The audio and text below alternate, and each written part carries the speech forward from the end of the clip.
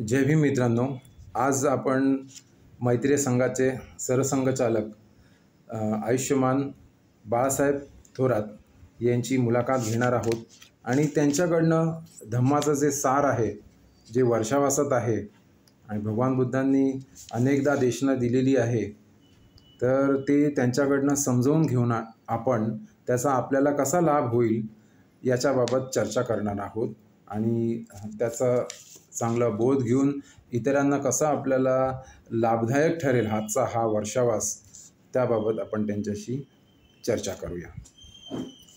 साहेब, आपण मैत्री संघामार्फत या शहापूर तालुक्यात किती वर्ष झाले वर्षावास याचा आयोजन करत आहात? नमो बुद्धाय। शेटे साहेब, आपण इथे आहोत किती 4 वर्ष गेली मैत्री संघाच्या माध्यमातून वर्षावासाचे कार्यक्रम करत आहोत आणि रिस्पॉन्स जो काय आहे तो वाढता आहे। फार मोठ्या प्रमाणात नसला तरी वाढता रिस्पॉन्स आहे। तर त्याप्रमाणे मला वाटतं पहिल्या वर्षी आपण द बुद्ध अँड हिज धम्मा हा ग्रंथ वाचनासाठी घेतला होता वर्षावास।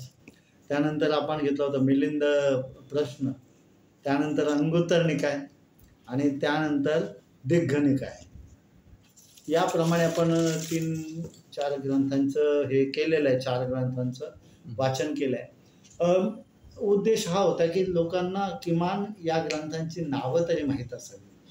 वाईट अशी परिस्थिती आहे की या ग्रंथांची नावंसुद्धा लोकांना माहीत नाहीत आणि अनुषंगाने वाचन झाल्यावर त्या ग्रंथामध्ये काय तथागतांनी काय सांगितलं आहे, बाबासाहेबांनी काय सांगितलं आहे, जसं द बुद्ध अँड हिज धम्मामध्ये, तर याची तोंड ओळख व्हावी, कानावरून काही शब्द जावेत, हा प्रमुख उद्देश होता।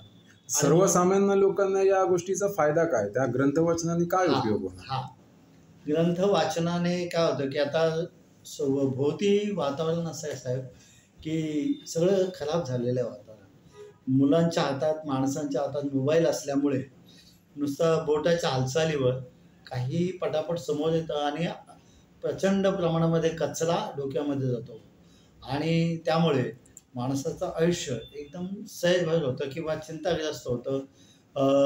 म्हणजे बाकीचे तणाव रेग्युलर जीवनातले आहेतच, पण या भोवताच्या परिस्थितीने आलेले तणाव हे प्रचंड आहे।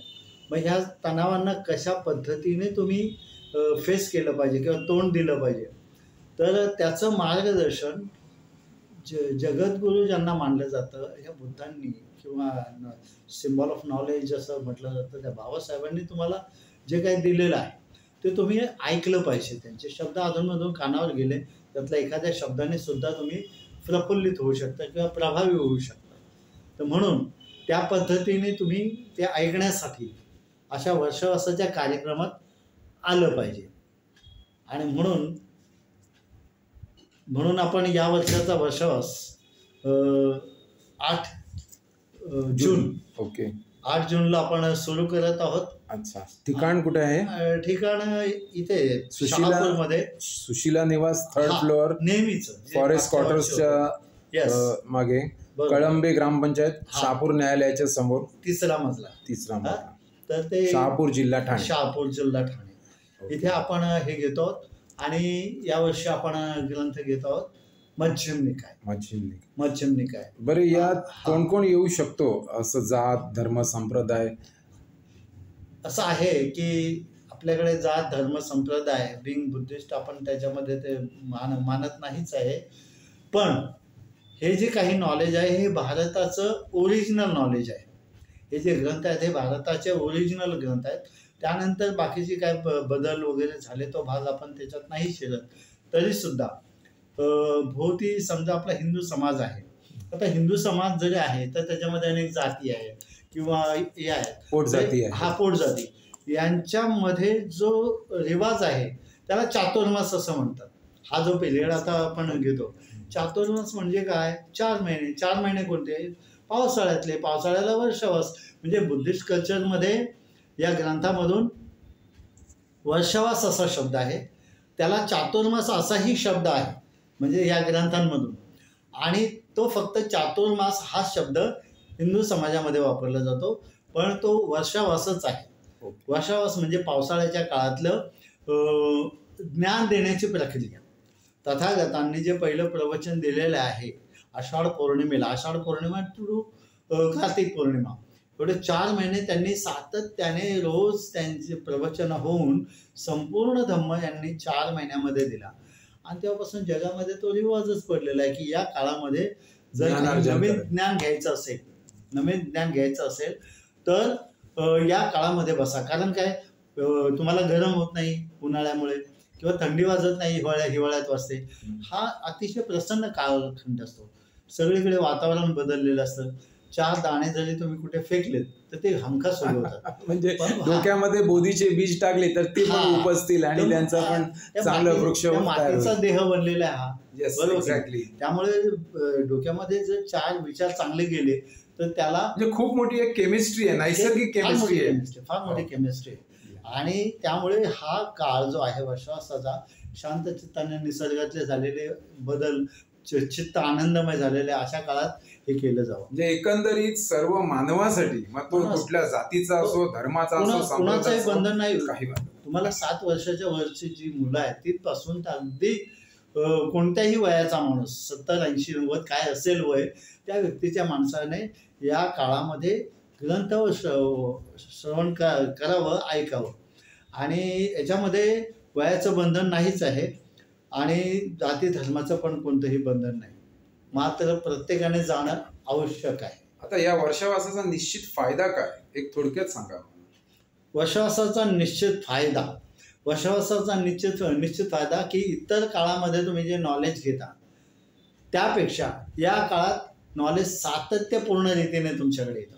इतर काळात म्हणजे कधीतरी तुम्ही एखादा प्रवचन असेल किंवा काय, पण इथे तुम्हाला सातत्याने प्रवचन उपलब्ध होतात किंवा ग्रंथ वाचन उपलब्ध होतं. आणि या काळात वर्षावासात जर केलं तर तुमचं मेडिटेशन सुद्धा चांगलं होतं. आणि त्याचा एवढा फायदा आहे मेंटली प्रत्यक्षात. तर बघा आपल्या शाळा कधी सुरू होतात? जूनमध्ये. म्हणजे नवीन ज्ञान घ्यायचं असेल, 8वीतून 9वीत गेला किंवा 9वीतून 10वीत गेला तर त्याच्या ज्ञानाची सुरुवात कधी होते? याच काळात होती. हे आपल्या पूर्वजांचा रिवाज आहे. काय म्हणजे ही आपली संस्कृतीच आहे की या काळामध्ये नवीन ज्ञान. मागच्या वर्षी आपण एक ग्रंथ वाचला, यावर्षी नवीन ग्रंथ घेतो.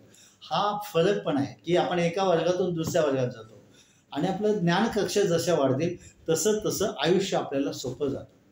आयुष्यातल्या संकटाला आपण तोंड देऊ शकतो. म्हणजे भगवान बुद्धांनी जो दुःखमुक्तीचा मार्ग सांगितला त्याचं ज्ञान ग्रहण करण्याचा हा एक उत्तम योग आहे, उत्तम संधी आहे आणि उत्तम वेळ आहे. उत्तम संधी म्हणजे तुम्हाला प्रोव्हिजन होतं ना, सगळं प्रोव्हाइड होतं की आपण वर्षावास आहे म्हणून लोक एकत्र येतात. आणि त्यामुळे तुम्ही हा जो आपण मध्यम निकाय हा ग्रंथ निवडला आहे तो निवडण्याचा उद्देश काय आहे आपला? मध्यम निकाय कसं आहे, त्रिपिटक नावाचा त्रिपिटक असताना शीर्षक असलेला तथागतांची जी काही प्रवचन आहेत ते वेगवेगळ्या फॉर्ममध्ये आहेत. म्हणजे त्यांनी जे प्रवचन दिलेलं आहे त्या प्रवचनाचा फॉर्म कुठला आहे? अंगुत्तर निकाय म्हणजे ती हळूहळू असे मोठे त्यांचे विषय वाढत जातात एका प्रवचनामध्ये. मध्यम निकायमधल्या कशा मध्यम आकाराच्या कथा आहेत, मध्यम साईजच्या, फार मोठ्या नाहीत किंवा काय, मध्यम याचा अर्थ. म्हणजे मागच्या वर्षी जे दिग्घ निकाय झालं ते दिग्घ निकायमध्ये फार मोठमोठे प्रवचन किंवा आणखी गहन विषय आहेत. मध्यम निकाय मध्यम, आणि तसा तथागतांचा मार्ग हा मध्यम मार्ग आहे. मध्यमा पटिपदा म्हटलेला आहे ना, मध्यम मार्ग आहे. आता मध्यम मार्ग आहे तर त्याच टायटलचं हा ग्रंथ आहे. त्यातल्या कथा या मध्यम आकाराच्या किंवा मध्यम अशा लांबीच्या, जास्त लांब नाहीत त्याच्या किंवा फार छोटी प्रवचनं पण नाहीत, अशी मध्यम लांबीची किंवा मध्यम आकाराची अशी प्रवचन आहेत आणि ती महत्वाची आहेत.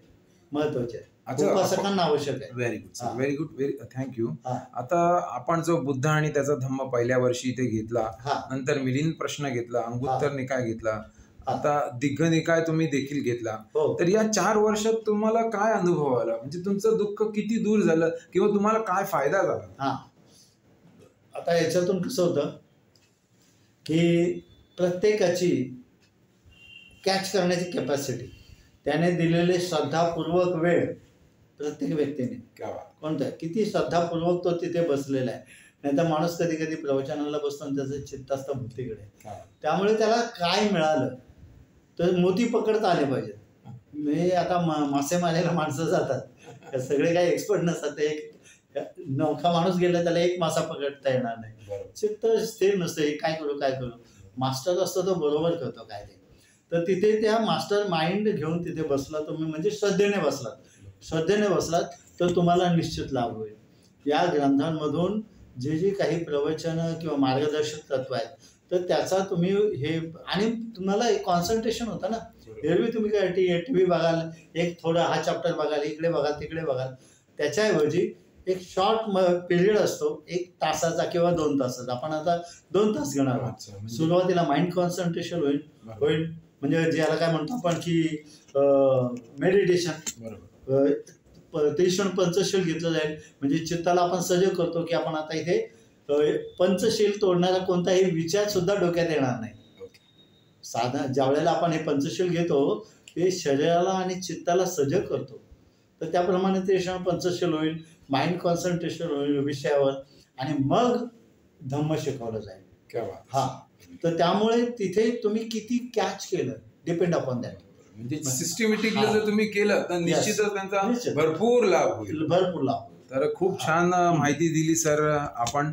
तर आता पुढील दिनांक 8/6/2025 पासून सुशीला निवास 3रा माळा, फॉरेस्ट क्वार्टर, कळंबे ग्रामपंचायत, शहापूर न्यायालयाच्या समोर, शहापूर, जिल्हा ठाणे येथे 4 ते 6 दुपारी 4 ते 6 कार्यक्रमाचं आयोजन केलं जाईल. वर्षावासाची पूर्वतयारी असेल आणि ती मग जो 4 वर्षावास संपेपर्यंत ते ग्रंथपठण चालू राहणार, ग्रंथ वाचन ज्याला म्हणतो, आणि त्याचा अर्थ आणि लोकांना म्हणजे वाचन आणि निरूपण असं दोन्ही होणार आहे. मैत्री संघात सर्वांना विनंती करतो की या कार्यक्रमाला आपण उपस्थित राहावं. बाकी शेटे साहेब निश्चितच तिथे बोलवलं आहे त्याबद्दल धन्यवाद. Thank you sir, thank you.